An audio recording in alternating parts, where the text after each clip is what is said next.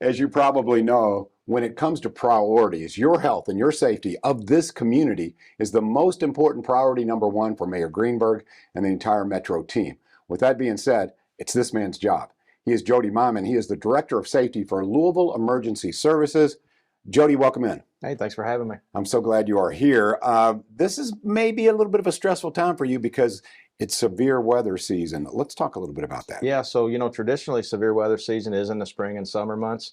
So we have a severe weather week, which is this week to kind of kick that off. But with the way the weather's been going over the last couple of years, you never know when severe weather's going to kick in. So, you got to have your guard up all year round for any kind of severe storms that could hit.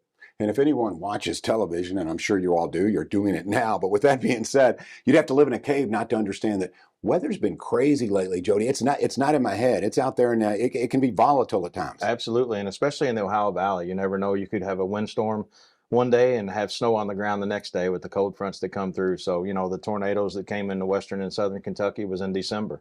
Normally, that's a springtime, early summertime event. So you just never know when it's going to hit. So as the Director of Safety, Jody, part of your job is to raise awareness, being on the show, and you're also getting out in the community, aren't you? Yeah, we're out. We try to get out to community meetings. We're actually getting ready to, we've partnered with Kroger's. We're going to start to go to many of the Kroger stores throughout the community and just educate people on how they can get warnings for any kind of emergency that's around the county. I think as a parent, there is a fine line, and I think you'd agree, Jody, with yes, you want to talk to your kids about it. I don't think you want to scare them, but there's also, in certain points, there might be a sense of urgency. So They got to have the conversation. I remember as a kid, we had the outdoor warning signs, which we still have. That's still a technology that we use today. But, even in school, we would do tornado drills and go out into the hallways and hunker down. But technology these days, everybody's got a phone, and even kids. I mean, I remember, my kids got a phone when they were young teenagers, and how to educate them to get those warnings on their phones and what to do if those warnings come through is a big deal. So I want to hear a little bit about your team.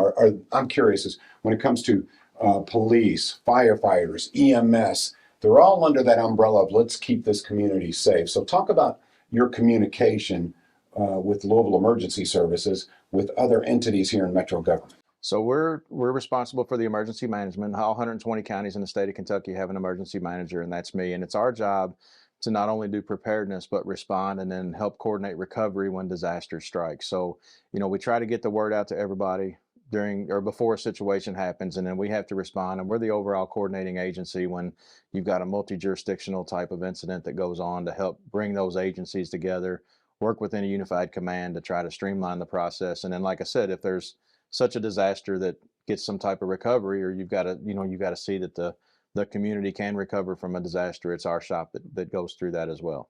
So how do we know whether we should be on alert? If you watch meteorologists in this city or any city, sometimes they tend to be alarmists. They want to say, oh, we've got it first, and they may exaggerate. Right. Sometimes they may not exaggerate. It may be very real. So in your world, Jody, when is it time to, hey, let's get serious. Let me start making some phone calls. Let's get together in conference. When does that happen? Now, it's one of those things where, weather's predictable for the most part. Typically, even the severe weather that we experienced over last week, they were predicting that over 4 or 5 days ahead of time. So, pay attention to the Storm Prediction Center, pay attention to the National Weather Service, even your favorite local meteorologist. I mean, pay attention to what they're telling you. All the other disasters, you never know when they're going to happen. The wreck over the bridge last Friday that our first responders did such a good job for or at. Those are the emergencies that you really got to pay attention to and educate your families. So we've spent a lot of money and invested a lot into what we call Lens Alert, the Louisville Emergency Notification System. And all you've got to do is go to louisvilleky.gov, or you can text 67283, text Lens Alert to 67283. And it'll prompt you to what alerts you want to get. It can be something as simple as a traffic alert all the way to a severe weather alert. You choose the alerts that you want to get. We've also got what's called Smart 911, and that's an app that you can download. It's also affiliated with Lens Alert. People can go in, they sign up, they fill out a profile. It's a safety profile. It's very secure site, and they put in information about where they live, medications, pets that they may have in their house, so that when they call 911 from their device, it actually pops up on our 911 call taker screen, and it eliminates the time that they've got to ask questions, so it can get you first responders even quicker. that website again, if you would, Jody, because you're a great resource for information. So what's that website again? It's Smart 911 is the app that you can download, but you can just go to louisvilleky.gov, and actually there's a banner that scrolls across the bottom where you can sign up for Lens Alert. Historically, these are probably not memories you want to talk about, but we've had some tornadoes move in here. Your memories, Jody, a little bit, because you're a man who's, you're on the scene. You got, both feet on the ground, and you're in charge.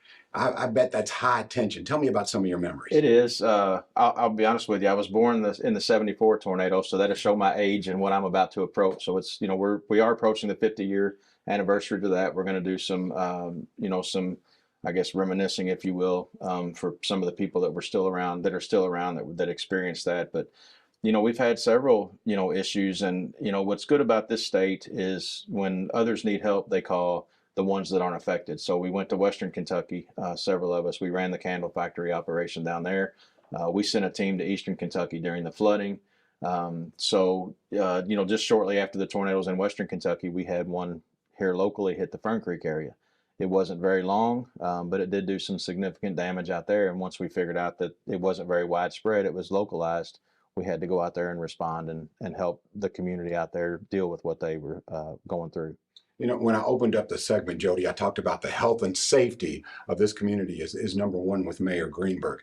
When something does happen, how close of communication do you have with the mayor? Is that something that's ongoing? How does that work? Yeah, it's very quick. Obviously, Deputy Mayor David James as well, who's my boss, and he's the Deputy Mayor of Emergency Services, and we're always communicating about what goes on, even days before some event may take place. So when I see weather come in, we'll get on the call with National Weather Service, and then I'll relay that to the mayor's office real time, and then we'll make the decision what we do next. One of the things that we do too, depending on how severe the events are gonna be or are going on at the time, we'll get all of our directors of all the agencies playing a part in the situation. We'll get them together and see exactly how they're planning for it, what they're going through right now, and maybe what needs they may be able to forecast or whatever they may do. And then as the situation's ongoing, we reach out to those directors and the agencies to make sure that they're getting everything that they need. They don't need any more resources. So it's an ongoing, sometimes 2, 3 o'clock in the morning, we're always communicating with each other. But, I try to tell them, you all get your sleep, I'll stay up at night. I'll let you know and I'll wake you up if something happens and, we need to notify you. So you're the man for the job. We it's something, it's been in my blood for, my whole life. So.